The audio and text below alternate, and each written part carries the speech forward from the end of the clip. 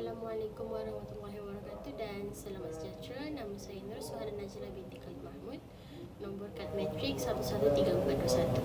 Saya akan membuat video refleksi tentang modul-modul yang disediakan oleh Skuad Wajah pada hari program di Kampung Telaga Ayer.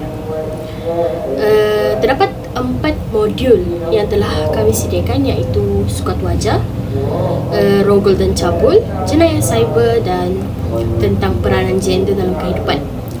Jadi untuk Skuad Wajah, akan saya simpulkan apa yang terdapat dalam modul itu. Tujuan Skuad Wajah ditubuhkan. Skuad Wajah ditubuhkan untuk memperkasakan komuniti melalui psikososial dan aktiviti bimbingan bagi meningkatkan kesedaran tentang isu-isu jenayah dan keganasan terhadap wanita.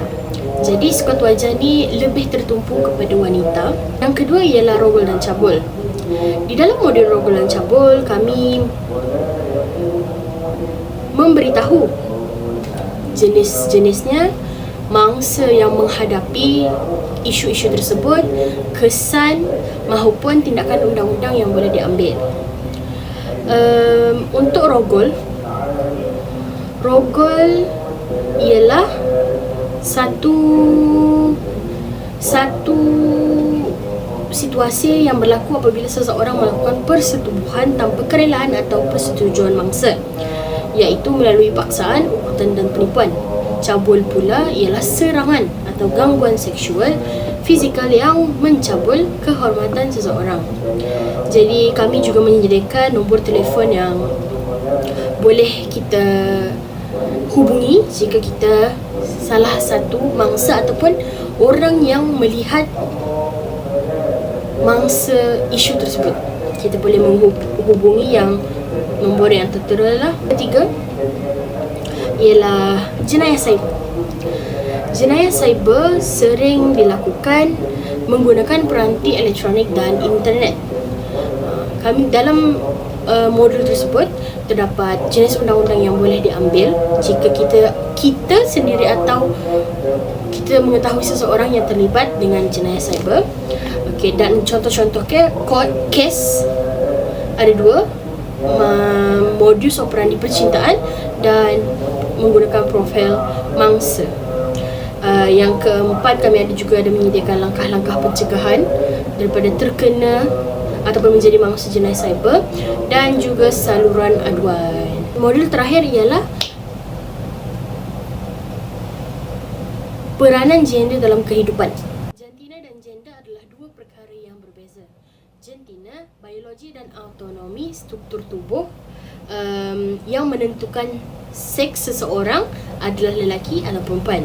Gender pula perbezaan di antara wanita dan lelaki di dalam sesebuah budaya. Di dalam modul itu kami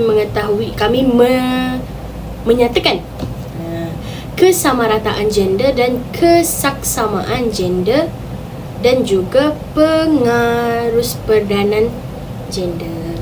Lepas tu kami juga menyatakan isu perbincangan dan teori dan kefahaman kesaksamaan gender.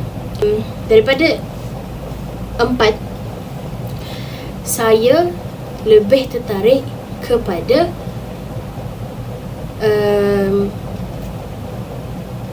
peranan gender kerana pada zaman kini orang lebih memandang tinggi lelaki berbanding perempuan. Maksud saya, orang akan melihat seseorang perempuan macam dia hanya seorang perempuan, dia tidak boleh melakukan perkara itu. Tetapi kadang-kadang suatu perkara itu perempuan lebih hebat berbanding lelaki. Jadi apa yang saya boleh katakan, kita tidak perlu memandang rendah kepada seseorang maupun lelaki ataupun perempuan. Itu sahaja daripada saya. Sekian, terima kasih.